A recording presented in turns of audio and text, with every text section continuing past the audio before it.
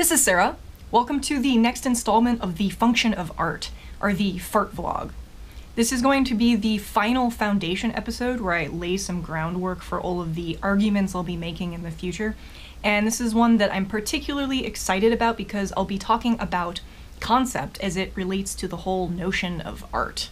So in order to do this, I'm going to break up art into two separate definitions.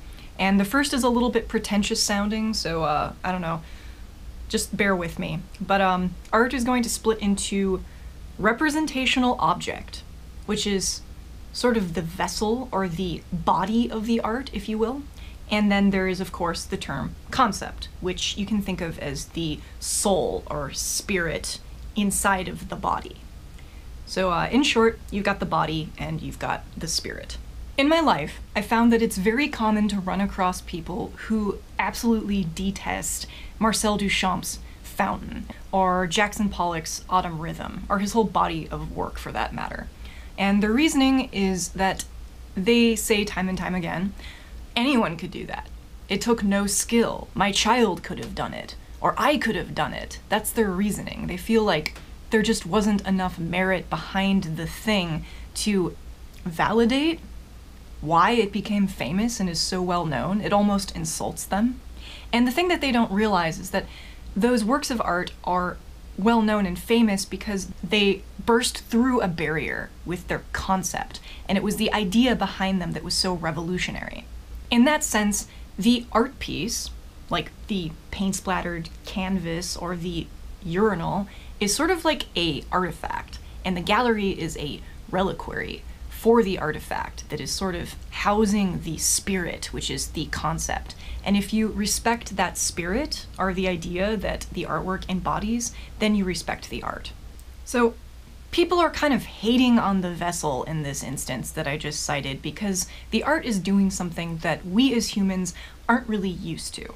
Up until about 100 years ago, plus or minus 20 years, depending on where you were in the world, whether or not a work of art was considered good or bad had entirely to do with whether or not it was expressing some standard of beauty. And beauty went hand in hand with being able to quantify or capture things that were lifelike, things that were real. 100 years ago, however, art was more and more discussed in regard to what it was about.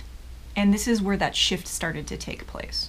So what I mean by what it was about is how it made people feel, what the artist was thinking when they made the piece, why they made the piece, what they were saying with it. So this aboutness opened up the door for artists to sort of transcend beyond beauty. No more beautiful subject matter or beautiful methods of depiction. When we're talking concept, anything goes. And in this case, art becomes the language, a visual language, in which you can communicate complex ideas.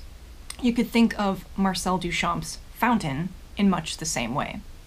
Now, since I keep throwing this example out there, if you aren't familiar with it, Marcel Duchamp at some point in time was an artist who was very, very famous for other works, like paintings and things that people did find traditionally beautiful or compelling. Now, at some point, he was invited, due to his reputation, to display anything he wanted in this very prestigious exhibition. And he decided that since he was invited because of his reputation, and anything in this exhibition was going to, by default, be considered good, he screwed with that notion and decided to display a urinal on the wall. Now, of course, this pissed everybody off a lot, and it did a couple of other things as well. It caused people to question what sort of things actually can go in a gallery space, how the gallery space affects our perception of the things within it. It also affected how people viewed the things hanging around the urinal, because you had these other sculptures and paintings that were considered fine art next to this, like, thing that you pee in. It was so absurd that it really did cause thought. The other thing that it got us thinking about is whether or not we're okay with the idea of an artist taking something that they did not create and calling it their art. Now, we see this all the time to varying degrees, but this was 0% fabrication on the artist's part and just 100% idea and concept. It outraged a lot of people at first, but I think we kind of wrapped our heads around it and are ultimately okay with what he was doing. But this really begs the question, what is the art? But Sarah, how could you possibly imply that a urinal dug out of a dumpster has as much artistic merit as, say, a marble statue hand-carved by a master?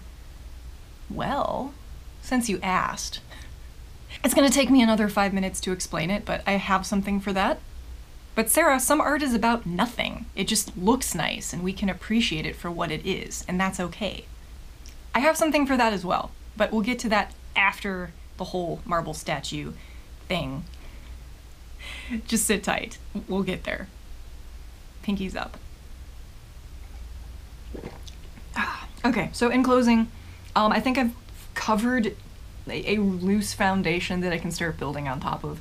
I've talked about form and function as it pertains to design. I've talked about the separation between taste and aesthetic, and I've kind of laid the groundwork for some understanding of how concept relates to art, or the notion of art in general. But I want to point out that I still haven't defined art yet, right? This is important. So until my next episode, which is probably going to be about art versus craft, to get back to that whole urinal versus fancy marble statue thing, until then, keep making awesome stuff out there, and as always, thank you for watching.